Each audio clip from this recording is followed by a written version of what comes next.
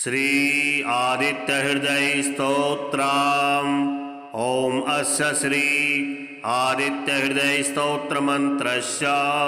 श्री अगस्त ऋषिः अनुष्टुप् छन्दः। श्री आदित्यहृदय भूतो भगवान् ब्रह्मा देवता। ओम बीजां रश्मिमतिरीति शक्तिः। ओम तत्सवितुरित्यादि गायत्री कीलकं निरस्ता शेष विघ्नतया ब्रह्म विद्या सिद्धौ सर्वत्र जय सिद्धौ च विनियोगः। ततो युद्ध परिश्रान्तं समरे चिन्तया स्थितं रावणं चाग्रतो दृष्ट्वा युद्धाय समुपस्थितं दैवतस्य समागम्य दृष्टुमभ्यागतो रणम् उपागम्य ब्रवीद्राम मगस्थो भगवास्तदा। राम राम महाबाहो शृणुगुह्यं सनातनं येन सर्वान् नरीन् वत्स समरे विजयस्यसि। आदित्यहृदयं पुण्यं सर्वशत्रुविनाशनं जयावहं जपे नित्यमक्षयं परमं शिवम्। सर्वमंगलमांगल्यं सर्वपापप्रणाशनं चिन्ताशोकप्रशमनम् आयुर्वर्धनमुत्तमम्। रश्मिमन्तं समुद्यन्तं देवासुरनमस्कृतं पूजस्व विश्वस्वन्तं भास्करं भुवनेश्वरं। सर्वदेवात्मको हेश तेजस्वी रश्मिभावनः एष देवासुरगणा लोकान् पाति गभस्तिभिः। एष ब्रह्मा च विष्णुश्च शिवः स्कन्दः प्रजापतिः महेन्द्रो धनदः कालो यमः सोमो ह्यपाम्पतिः। पितरो वशवः साध्या यशिनो मरुतो मनुः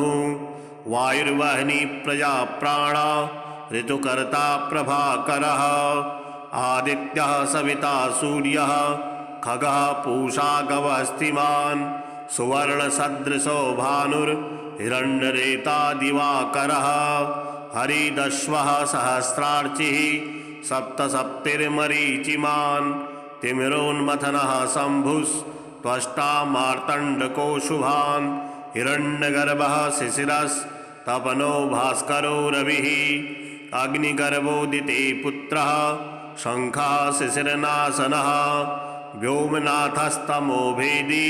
ऋषियजुः सामपारगः। धनुवृष्टिरपामित्रो विन्ध्यवीथिप्लवङ्गमः आतपी मण्डली मृत्युः पिङ्गलः सर्वतापनः। कविर्विश्वो महातेजा रक्तः सर्वभूद्भवः नक्षत्रग्रहताराणाम् अधिपो विश्वभावनः। तेजसामपि तेजस्वी द्वादशात्मन्नमोऽस्तु ते। नमः पूर्वाय गिरये पश्चिमायाद्रये नमः ज्योतिर्गणानां पतये दीनाधिपतये नमः। जयाय जयभद्राय ह्रस्वाय नमो नमः। नमो नमः सहस्रांशु आदित्याय नमो नमः। नमग्राय वीराय शारंगाय नमो नमः। नमः पद्मप्रबोधाय मार्ताण्डाय नमो नमः। ब्रह्मेशानाच्युतेशाय सूर्यादित्यवर्चसे भास्वते सर्वभक्षाय रौद्राय वपुषे नमः। तमोघ्नाय हिमघ्नाय शत्रुघ्नायामितात्मने कृतघ्नघ्नाय देवाय ज्योतिषां पतये नमः। तप्तचामीकराभाय वह्नये विश्वकर्मणे नमस्तमोभिनिघ्नाय रुचये लोकसाक्षिणे। नाशयत्येष वैभूतं तदेव सृजति प्रभुः पायत्येष तपत्येष वर्षत्येष गवस्तिभिः। एष सुप्तेषु जागर्ति भूतेषु परिनिष्ठितः। एष चैवाग्निहोत्रं च फलं चैवाग्निहोत्रिणां वेदाशकृतवश्चैव क्रतूनां फलमेव च। यानि कृत्यानि लोकेषु सर्व एष रविः प्रभुः एनमापत्सु पिच्छेषु कान्तारेषु भयेषु च कीर्तयन् पुरुषः कश्चिन् नावसीदति राघव पूजस्येनमेकाग्रो देवदेवं जगत्पतिम् एतत्त्रिगुणितं जपत्वा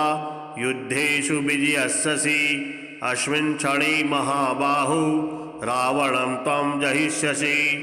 एवमुक्ता तदागस्त्यो जगाम च यथागतम् एतच्छ्रुत्वा महातेजा नष्टशोको भवत्तदा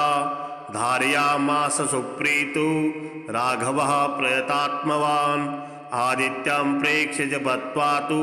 परं हर्षमवाप्नुवान् तिराचम्य शुचिर्भूत्वा धनुरादाय वीर्यवान् रावणं प्रेक्ष्य हृष्टात्मा युद्धाय समपागमत् सर्वयत्नेन महता वधे तस्य धृतोऽभवत् अथ रविर्वदन् निरीक्ष्य रामं मुदितमनः परमं प्रियस्यमाणः निशिचरपदि संशयं विदित्वा सुरगणमध्यगतो वचस्त्वरीति श्री आदित्याय नमः। श्री सूर्यस्तोत्रम्। ॐ सप्ताश्वं समारुह्य अरुणसारथिमुत्तमं श्वेतपद्मधरं देवं त्वां सूर्यं प्रणमाम्यहं बन्धूकपुष्पसङ्काशं हारकुण्डलभूषणम् एकचक्रधरं देवं त्वां सूर्यं प्रणमाम्यहं लोहितस्वर्णसङ्काशं सर्वलोकपितामहं सर्वव्याधिहरं देवं त्वां सूर्यं प्रणमाम्यहं त्वां देव ईश्वरः शक्र ब्रह्म विष्णुमहेश्वराट् परं धर्मं परं ज्ञानं त्वां सूर्यं प्रणमाम्यहं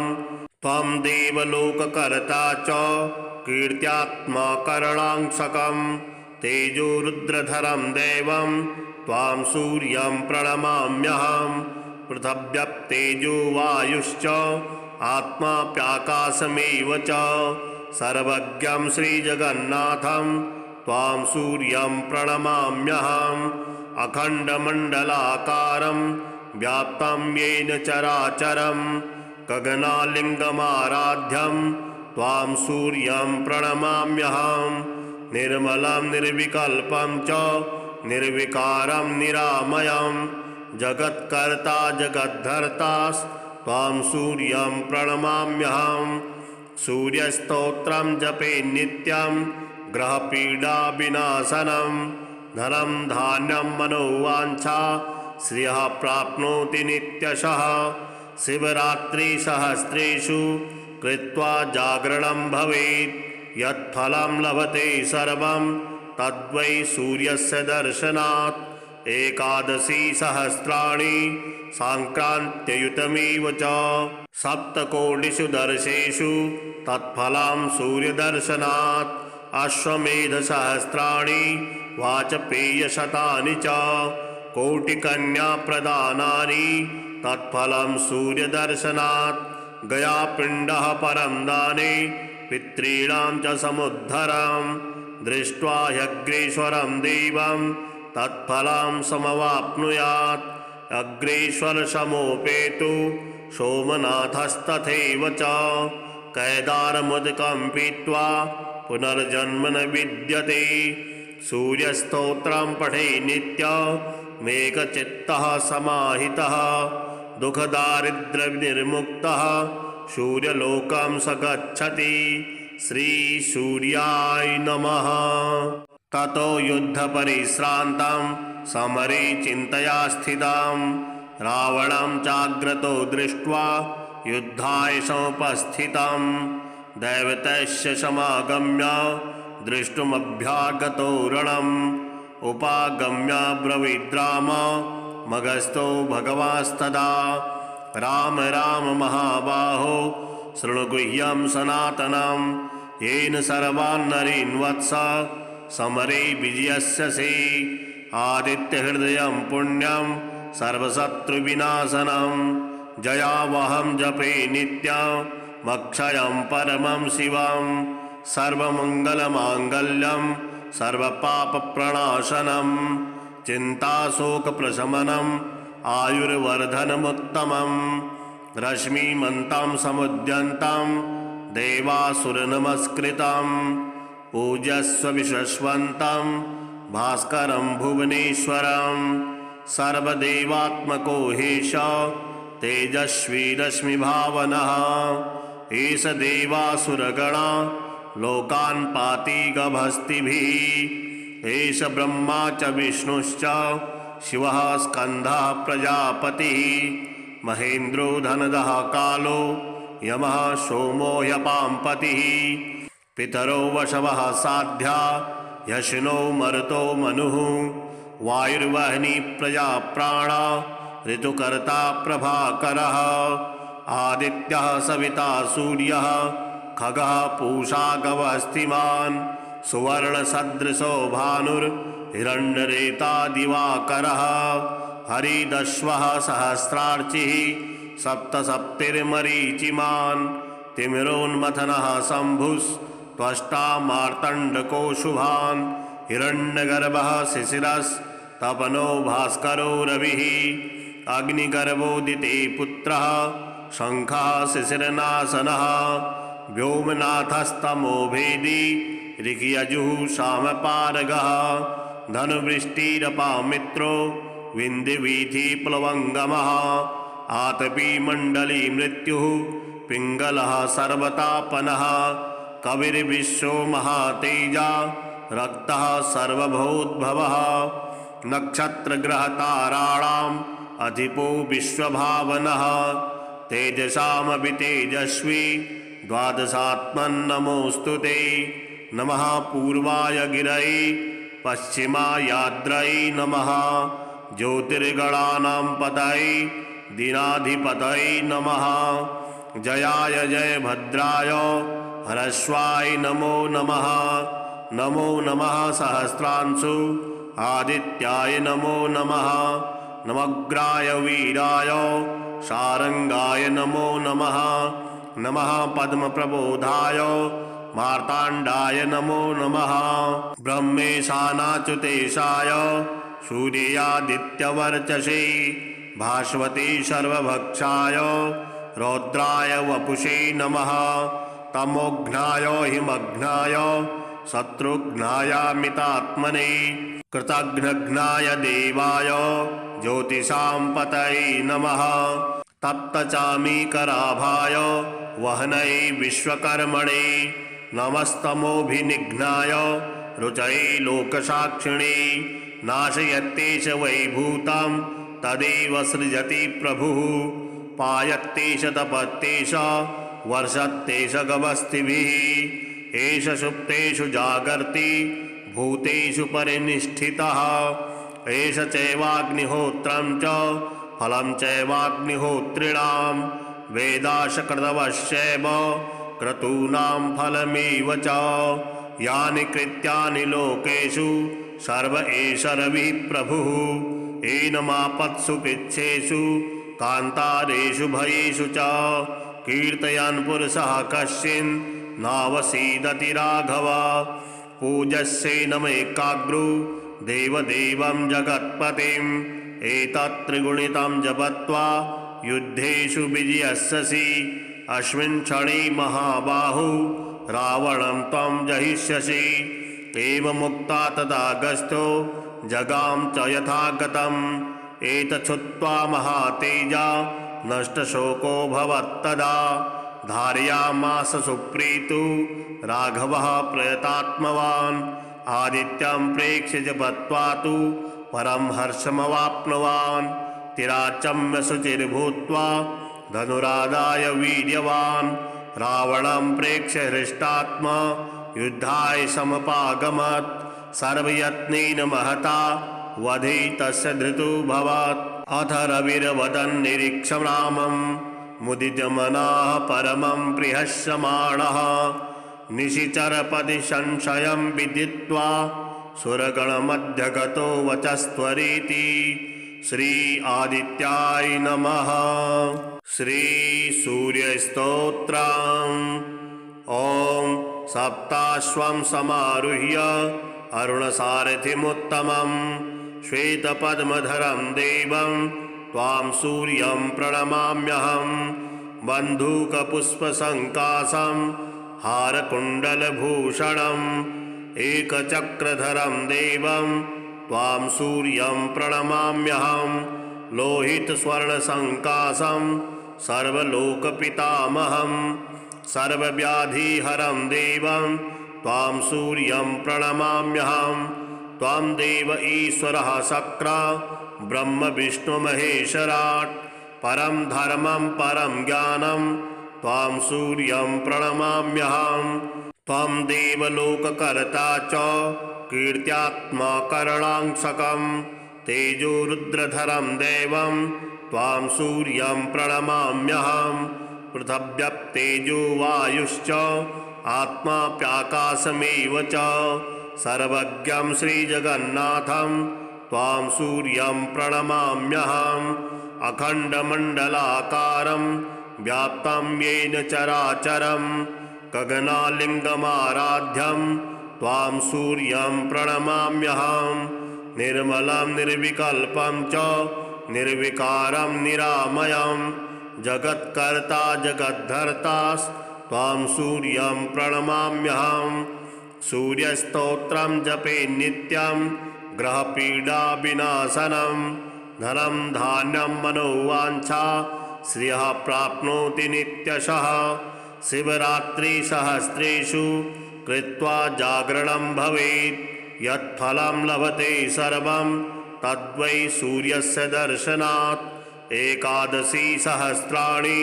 साङ्क्रान्त्ययुतमेव च सप्तकोटिषु दर्शेषु तत्फलं सूर्यदर्शनात् अश्वमेधसहस्राणि वाजपेयशतानि च कोटिकन्याप्रदानानि तत्फलं सूर्यदर्शनात् गयापिण्डः परं दाने पितॄणां च समुद्धरं दृष्ट्वा ह्यग्रेश्वरं देवं तत्फलं समवाप्नुयात् अग्रेश्वरसमोपेतु सोमनाथस्तथैव च कैदारमुदकं पीत्वा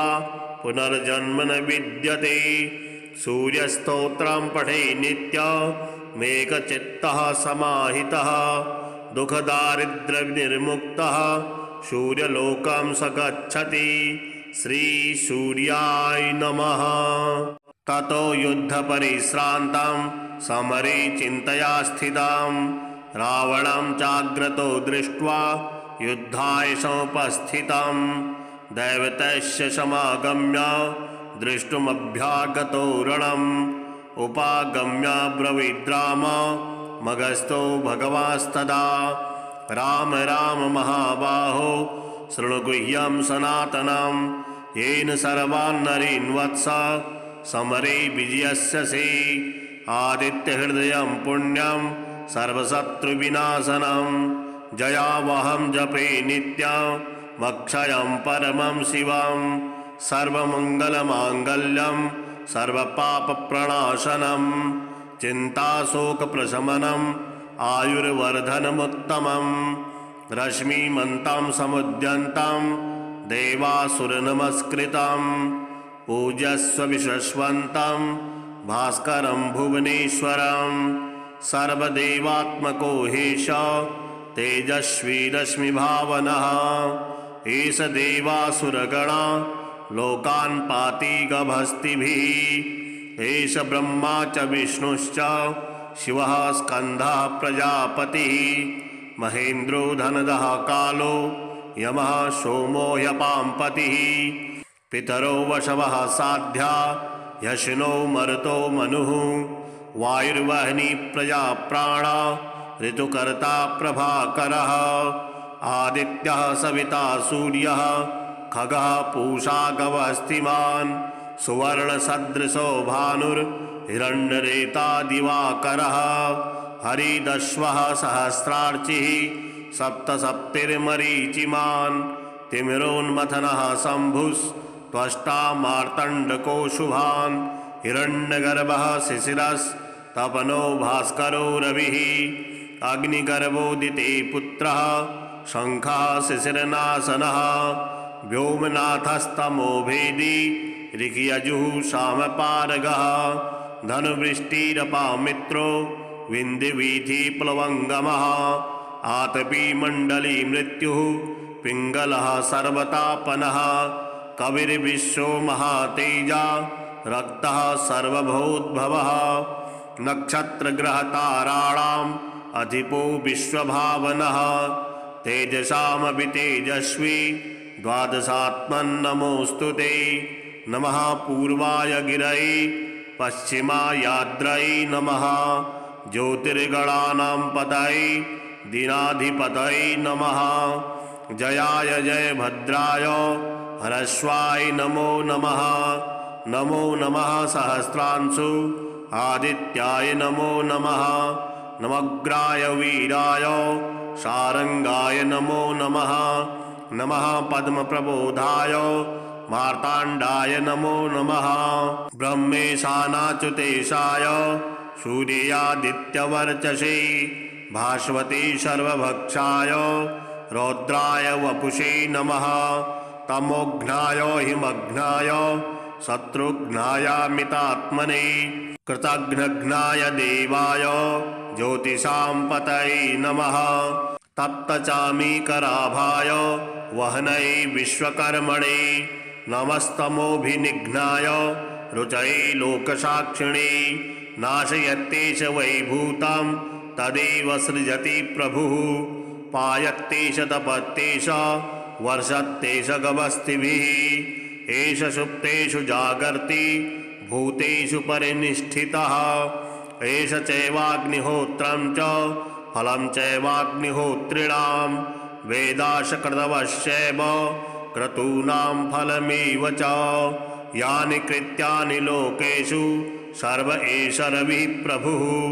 एनमापत्सु पिच्छेषु कान्तारेषु भयेषु च कीर्तयन् पुरुषः कश्चिन् नावसीदति राघव पूजस्यैनमेकाग्रो देवदेवं जगत्पतिम् एतत्त्रिगुणितं जपत्वा युद्धेषु विजयस्यसि अस्मिन् क्षणे महाबाहु रावणं त्वं जहिष्यसि एवमुक्ता तदागस्त्यो जगाम च यथागतम् एतच्छ्रुत्वा महातेजा नष्टशोको भवत्तदा धारयामास सुप्रीतो राघवः प्रयतात्मवान् आदित्यं प्रेक्ष्य जपत्वा तु परं हर्षमवाप्नुवान् तिराचम्य शुचिर्भूत्वा धनुरादाय वीर्यवान् रावणं प्रेक्ष्य हृष्टात्मा युद्धाय समपागमत् सर्वयत्नेन महता वधे तस्य धृतोऽभवत् अथ रविर्वदन् निरीक्षं रामं मुदितमनः परमं प्रिहस्यमाणः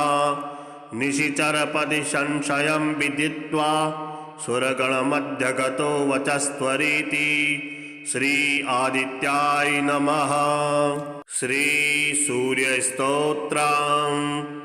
ॐ सप्ताश्वं समारुह्य अरुणसारथिमुत्तमं श्वेतपद्मधरं देवं त्वां सूर्यं प्रणमाम्यहं बन्धूकपुष्पसङ्कासं हारकुण्डलभूषणम् एकचक्रधरं देवं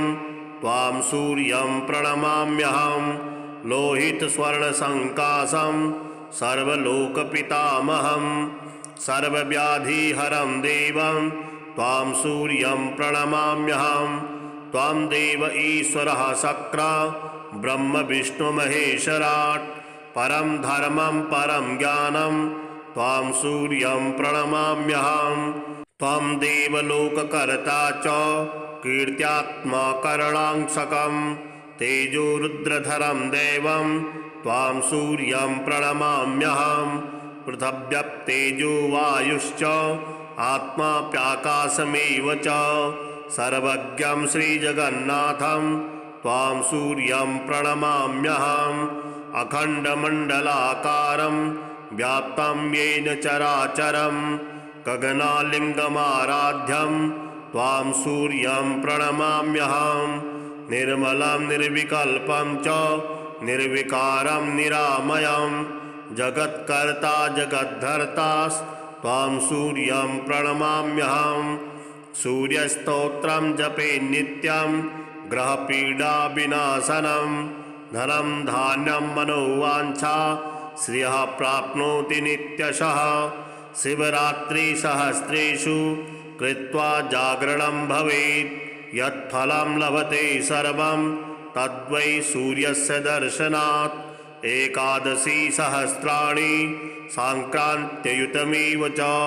सप्तकोटिषु दर्शेषु तत्फलं सूर्यदर्शनात् अश्वमेधसहस्राणि वाजपेयशतानि च कोटिकन्याप्रदानानि तत्फलं सूर्यदर्शनात् गयापिण्डः परं दाने पितॄणां च समुद्धरं दृष्ट्वा ह्यग्रेश्वरं देवं तत्फलं समवाप्नुयात् अग्रेश्वरसमोपेतु सोमनाथस्तथैव च कैदारमुदकं पीत्वा पुनर्जन्म न विद्यते सूर्यस्तोत्रं पठे नित्यमेकचित्तः समाहितः दुःखदारिद्र्यविनिर्मुक्तः सूर्यलोकं स गच्छति श्रीसूर्याय नमः। ततो युद्धपरिश्रान्तं समरे चिन्तया स्थितं रावणं चाग्रतो दृष्ट्वा युद्धाय समुपस्थितं दैवतस्य समागम्य द्रष्टुमभ्यागतो रणम् उपागम्य ब्रवीद्राम मगस्थो भगवास्तदा राम राम महाबाहो शृणु गुह्यं सनातनं येन सर्वान् नरीन् वत्स समरे विजयस्यसि आदित्यहृदयं पुण्यं सर्वशत्रुविनाशनं जयावहं जपे नित्यमक्षयं परमं शिवं सर्वमङ्गलमाङ्गल्यं सर्वपापप्रणाशनं चिन्ताशोकप्रशमनम् आयुर्वर्धनमुत्तमं रश्मिमन्तं समुद्यन्तं देवासुरनमस्कृतं पूजस्व विश्वस्वन्तं भास्करं भुवनेश्वरं सर्वदेवात्मको हेश तेजस्वी रश्मिभावनः एष देवासुरगणा लोकान् पाति गभस्तिभिः एष ब्रह्मा च विष्णुश्च शिवः स्कन्दः प्रजापतिः महेन्द्रो धनदः कालो यमः सोमो ह्यपाम्पतिः पितरो वशवः साध्या यशिनो मरुतो मनुः वायुर्वह्नि प्रजा प्राणा ऋतुकर्ता प्रभाकरः आदित्यः सविता सूर्यः खगः पूषा गवस्तिमान् सुवर्णसदृशो भानुर्हिरण्यरेता दिवाकरः हरिदश्वः सहस्रार्चिः सप्तसप्तिर्मरीचिमान् तिमिरोन्मथनः शम्भुस्त्वष्टा मार्तण्डको शुभान् हिरण्यगर्भः शिशिरस्तपनो भास्करो रविः अग्निगर्भोदिते पुत्रः शङ्खः शिशिरनाशनः व्योमनाथस्तमो भेदी ऋग्यजुः सामपारगः धनुवृष्टिरपामित्रो विन्ध्यवीथिप्लवङ्गमः आतपी मण्डली मृत्युः पिङ्गलः सर्वतापनः कविर्विश्वो महातेजा रक्तः सर्वभूद्भवः नक्षत्रग्रहताराणाम् अधिपो विश्वभावनः तेजसामपि तेजस्वी द्वादशात्मन्नमोऽस्तु ते नमः पूर्वाय गिरये पश्चिमायाद्रये नमः ज्योतिर्गणानां पतये दीनाधिपतये नमः जयाय जयभद्राय ह्रस्वाय नमो नमः नमो नमः सहस्रांशु आदित्याय नमो नमः नमग्राय वीराय शारंगाय नमो नमः नमः पद्मप्रबोधाय मार्ताण्डाय नमो नमः ब्रह्मेशानाच्युतेशाय सूर्यादित्यवर्चसे भास्वती सर्वभक्षाय रौद्राय वपुषे नमः तमोघ्नाय हिमघ्नाय शत्रुघ्नायामितात्मने कृतघ्नघ्नाय देवाय ज्योतिषां पतये नमः तप्तचामीकराभाय वहनै विश्वकर्मणे नमस्तमोभिनिघ्नाय रुचये लोकसाक्षिणे नाशयत्येष वैभूतं तदेव सृजति प्रभुः पायत्येष तपत्येष वर्षत्येष गवस्तिभिः एष सुप्तेषु जागर्ति भूतेषु परिनिष्ठितः एष चैवाग्निहोत्रं च फलं चैवाग्निहोत्रिणां वेदाशकृतवश्चैव क्रतूनां फलमेव च यानि कृत्यानि लोकेषु सर्व एष रविः प्रभुः एनमापत्सु पिच्छेषु कान्तारेषु भयेषु च कीर्तयन् पुरुषः कश्चिन् नावसीदति राघव पूजस्येनमेकाग्रो देवदेवं जगत्पतिम् एतत्त्रिगुणितं जपत्वा युद्धेषु विजयस्यसि अस्मिन् क्षणे महाबाहु रावणं त्वं जहिष्यसि एवमुक्ता तदागस्त्यो जगाम च यथागतम् एतच्छ्रुत्वा महातेजा नष्टशोको भवत्तदा धारयामास सुप्रीतो राघवः प्रयतात्मवान् आदित्यं प्रेक्ष्य जपत्वा तु परं हर्षमवाप्नुवान् तिराचम्य शुचिर्भूत्वा धनुरादाय वीर्यवान् रावणं प्रेक्ष्य हृष्टात्मा युद्धाय समपागमत् सर्वयत्नेन महता वधे तस्य धृतोऽभवत् अथ रविर्वदन् निरीक्षं रामं मुदितमनः परमं प्रिहस्यमाणः निशिचरपदि संशयं विदित्वा सुरगणमध्यगतो वचस्त्वरीति श्री आदित्याय नमः। श्री सूर्यस्तोत्रम् ॐ सप्ताश्वं समारुह्य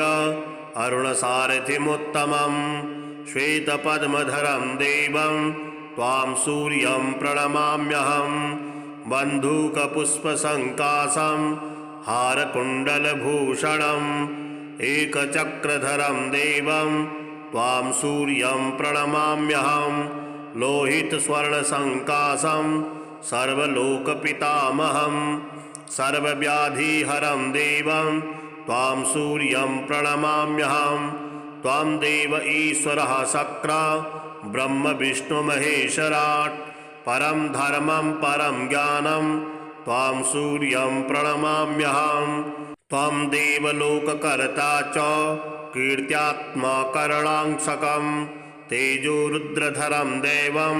त्वां सूर्यं प्रणमाम्यहं पृथिव्यप्तेजो वायुश्च आत्माप्याकाशमेव च सर्वज्ञं श्रीजगन्नाथं त्वां सूर्यं प्रणमाम्यहम् अखण्डमण्डलाकारं व्याप्तं येन चराचरं गगनालिङ्गमाराध्यं त्वां सूर्यं प्रणमाम्यहं निर्मलं निर्विकल्पं च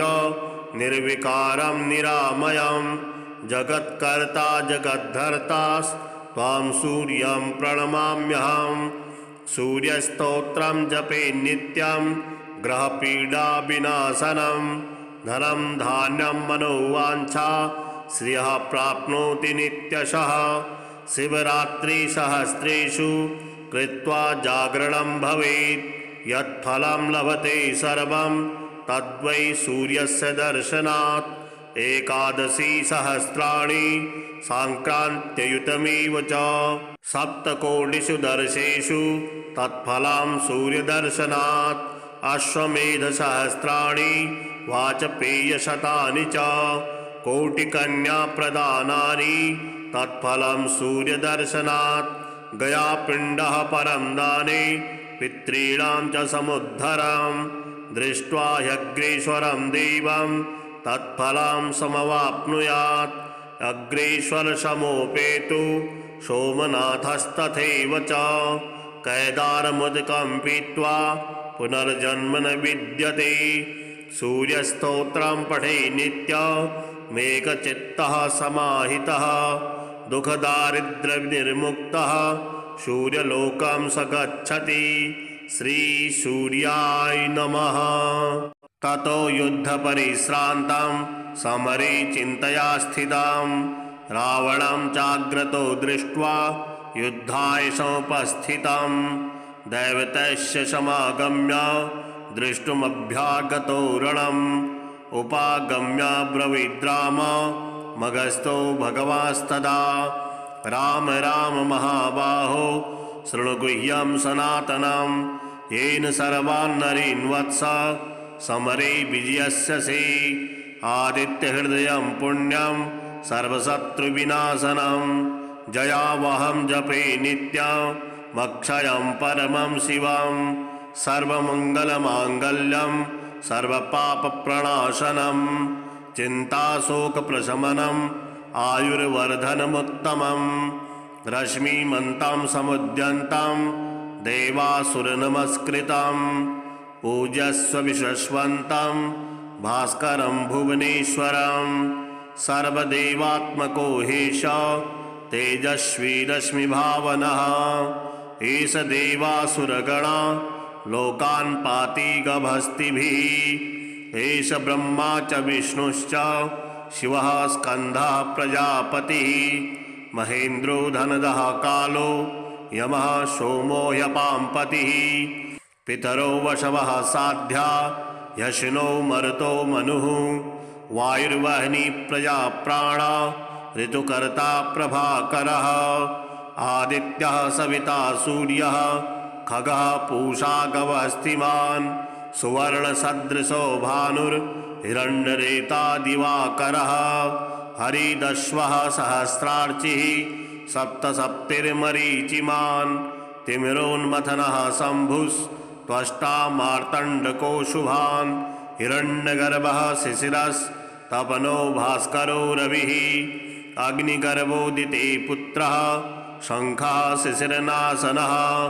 व्योमनाथस्तमो भेदी ऋग्यजुः सामपारगः धनुवृष्टिरपामित्रो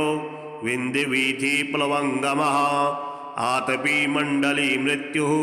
पिङ्गलः सर्वतापनः कविर्विश्वो महातेजा रक्तः सर्वभूद्भवः नक्षत्रग्रहताराणाम् अधिपो विश्वभावनः तेजसामपि तेजस्वी द्वादशात्मन्नमोऽस्तु ते नमः पूर्वाय गिरये पश्चिमायाद्रये नमः ज्योतिर्गणानां पतये दीनाधिपतये नमः जयाय जयभद्राय ह्रस्वाय नमो नमः नमो नमः सहस्रांशु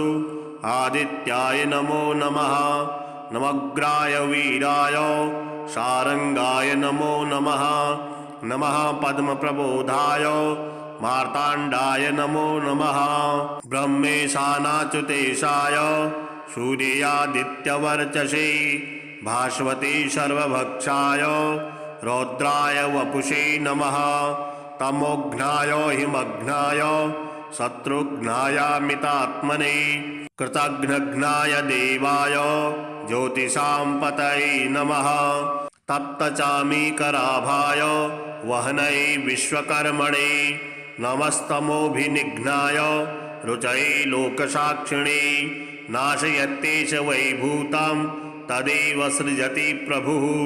पायत्येष तपत्येष वर्षत्येष गवस्तिभिः एष सुप्तेषु जागर्ति भूतेषु परिनिष्ठितः एष चैवाग्निहोत्रं च फलं चैवाग्निहोत्रिणां वेदाशकृतवश्चैव क्रतूनां फलमेव च यानि कृत्यानि लोकेषु सर्व एष रविः प्रभुः एनमापत्सु कृच्छ्रेषु कान्तारेषु भयेषु च कीर्तयन् पुरुषः कश्चिन् नावसीदति राघव पूजस्यैनमेकाग्रो देवदेवं जगत्पतिम् एतत्त्रिगुणितं जपत्वा युद्धेषु विजयस्यसि अस्मिन् क्षणे महाबाहु रावणं त्वं जहिष्यसि एवमुक्ता तदागस्त्यो जगाम च यथागतम् एतच्छ्रुत्वा महातेजा नष्टशोको भवत्तदा धारयामास सुप्रीतो राघवः प्रयतात्मवान् आदित्यं प्रेक्ष्य जपत्वा तु परं हर्षमवाप्नुवान् तिराचम्य शुचिर्भूत्वा धनुरादाय वीर्यवान् रावणं प्रेक्ष्य हृष्टात्मा युद्धाय समुपागमत् सर्वयत्नेन महता वधे तस्य धृतोऽभवत् अथ रविर्वदन् निरीक्ष्य रामं मुदितमनः परमं प्रियस्यमाणः निशिचरपदि संशयं विदित्वा सुरगणमध्यगतो वचस्त्वरीति श्री आदित्याय नमः। श्री सूर्यस्तोत्रम्। ॐ सप्ताश्वं समारुह्य अरुणसारथिमुत्तमं श्वेतपद्मधरं देवं त्वां सूर्यं प्रणमाम्यहं बन्धूकपुष्पसङ्कासं हारकुण्डलभूषणम् एकचक्रधरं देवं त्वां सूर्यं प्रणमाम्यहं लोहितस्वर्णसङ्कासं सर्वलोकपितामहं सर्वव्याधिहरं देवं त्वां सूर्यं प्रणमाम्यहं त्वां देव ईश्वरः शक्र ब्रह्म विष्णुमहेश्वराट् परं धर्मं परं ज्ञानं त्वां सूर्यं प्रणमाम्यहं त्वं देवलोककर्ता च कीर्त्यात्मा करणांशकं तेजोरुद्रधरं देवं त्वां सूर्यं प्रणमाम्यहं पृथिव्यप्तेजो वायुश्च आत्माप्याकाशमेव च सर्वज्ञं श्रीजगन्नाथं त्वां सूर्यं प्रणमाम्यहम् अखण्डमण्डलाकारं व्याप्तं येन चराचरं गगनालिङ्गमाराध्यं त्वां सूर्यं प्रणमाम्यहं निर्मलं निर्विकल्पं च निर्विकारं निरामयं जगत्कर्ता जगद्धर्ता त्वां सूर्यं प्रणमाम्यहं सूर्यस्तोत्रं जपे नित्यं ग्रहपीडाविनाशनं धनं धान्यं मनोवाञ्छा श्रियः प्राप्नोति नित्यशः शिवरात्रिसहस्रेषु कृत्वा जागरणं भवेत् यत्फलं लभते सर्वं तद्वै सूर्यस्य दर्शनात् एकादशी सहस्राणि साङ्क्रान्त्ययुतमेव च सप्तकोटिषु दर्शेषु तत्फलं सूर्यदर्शनात् अश्वमेधसहस्राणि वाजपेयशतानि च कोटिकन्याप्रदानानि तत्फलं सूर्यदर्शनात् गयापिण्डः परं दाने पितॄणां च समुद्धरं दृष्ट्वा ह्यग्रेश्वरं देवं तत्फलं समवाप्नुयात् अग्रेश्वरसमोपेतु सोमनाथस्तथैव च कैदारमुदकं पीत्वा पुनर्जन्म न विद्यते सूर्यस्तोत्रं पठे नित्यमेकचित्तः समाहितः दुःखदारिद्र्यविनिर्मुक्तः सूर्यलोकं स गच्छति। श्रीसूर्याय नमः। ततो युद्धपरिश्रान्तं समरे चिन्तया स्थितं रावणं चाग्रतो दृष्ट्वा युद्धाय समुपस्थितं दैवतस्य समागम्य दृष्टुमभ्यागतो रणम् उपागम्य ब्रवीद्राम मगस्थो भगवास्तदा राम राम महाबाहो शृणुगुह्यं सनातनं येन सर्वान् नरीन् वत्स समरे विजयस्यसि आदित्यहृदयं पुण्यं सर्वशत्रुविनाशनं जयावहं जपे नित्यमक्षयं परमं शिवं सर्वमङ्गलमाङ्गल्यं सर्वपापप्रणाशनं चिन्ताशोकप्रशमनम् आयुर्वर्धनमुत्तमं रश्मिमन्तं समुद्यन्तं देवासुरनमस्कृतं पूजस्व विश्वस्वन्तं भास्करं भुवनेश्वरं सर्वदेवात्मको हेश तेजस्वी रश्मिभावनः एष देवासुरगणा लोकान् पाति गभस्तिभिः एष ब्रह्मा च विष्णुश्च शिवः स्कन्दः प्रजापतिः महेन्द्रो धनदः कालो यमः सोमो ह्यपां पतिः पितरो वशवः साध्या यशिनो मरुतो मनुः वायुर्वहनी प्रजा प्राणा ऋतुकर्ता प्रभाकरः आदित्यः सविता सूर्यः खगः पूषा गवस्तिमान् सुवर्णसदृशो भानुर्हिरण्यरेता दिवाकरः हरिदश्वः सहस्रार्चिः सप्तसप्तिर्मरीचिमान् तिमिरोन्मथनः शम्भुस्त्वष्टा मार्तण्डको शुभान् हिरण्यगर्भः शिशिरस्तपनो भास्करो रविः अग्निगर्भोदिते पुत्रः शङ्खः शिशिरनाशनः व्योमनाथस्तमो भेदी ऋषियजुः सामपारगः धनुवृष्टिरपामित्रो विन्ध्यवीथिप्लवङ्गमः आतपी मण्डली मृत्युः पिङ्गलः सर्वतापनः कविर्विश्वो महातेजा रक्तः सर्वभूद्भवः नक्षत्रग्रहताराणाम् अधिपो विश्वभावनः तेजसामपि तेजस्वी द्वादशात्मन्नमोऽस्तु ते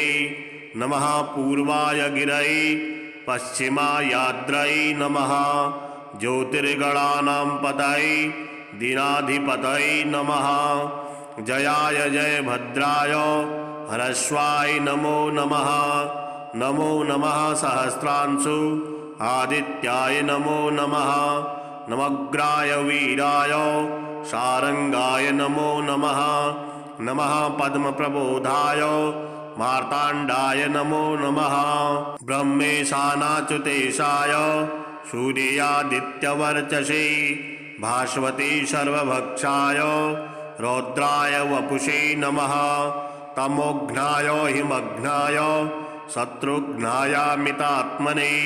कृतघ्नघ्नाय देवाय ज्योतिषां पतये नमः तप्तचामीकराभाय वहनये विश्वकर्मणे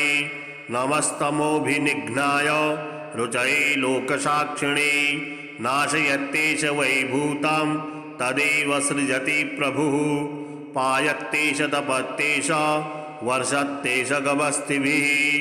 एष सुप्तेषु जागर्ति भूतेषु परिनिष्ठितः एष चैवाग्निहोत्रं च फलं चैवाग्निहोत्रिणां वेदाशकृतवश्चैव क्रतूनां फलमेव च यानि कृत्यानि लोकेषु सर्व एष रविः प्रभुः एनमापत्सु पिच्छेषु कान्तारेषु भयेषु च कीर्तयन् पुरुषः कश्चिन् नावसीदति राघव पूजस्येनमेकाग्रो देवदेवं जगत्पतिम् एतत्त्रिगुणितं जपत्वा युद्धेषु विजयस्यसि अस्मिन् क्षणे महाबाहु रावणं त्वं जहिष्यसि एवमुक्ता तदागस्त्यो जगाम च यथागतम् एतच्छ्रुत्वा महातेजा नष्टशोको भवत्तदा धारयामास सुप्रीतो राघवः प्रयतात्मवान् आदित्यं प्रेक्ष्य जपत्वा तु परं हर्षमवाप्नुवान् तिराचम्य शुचिर्भूत्वा धनुरादाय वीर्यवान् रावणं प्रेक्ष्य हृष्टात्मा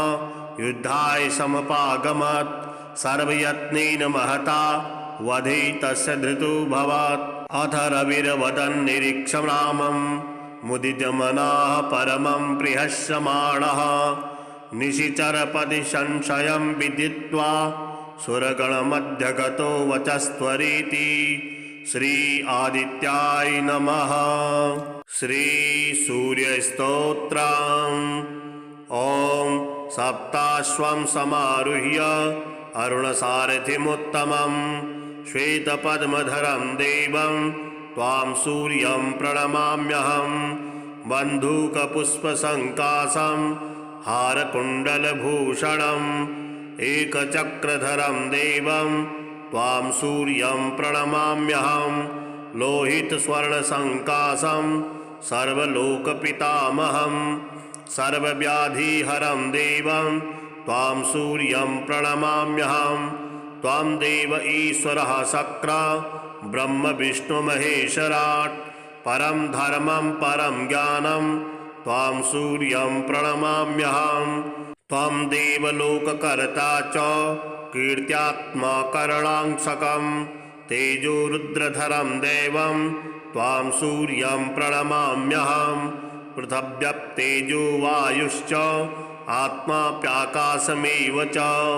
सर्वज्ञं श्रीजगन्नाथं त्वां सूर्यं प्रणमाम्यहम् अखण्डमण्डलाकारं व्याप्तं येन चराचरं गगनालिङ्गमाराध्यं त्वां सूर्यं प्रणमाम्यहं निर्मलं निर्विकल्पं च निर्विकारं निरामयं जगत्कर्ता जगद्धर्ता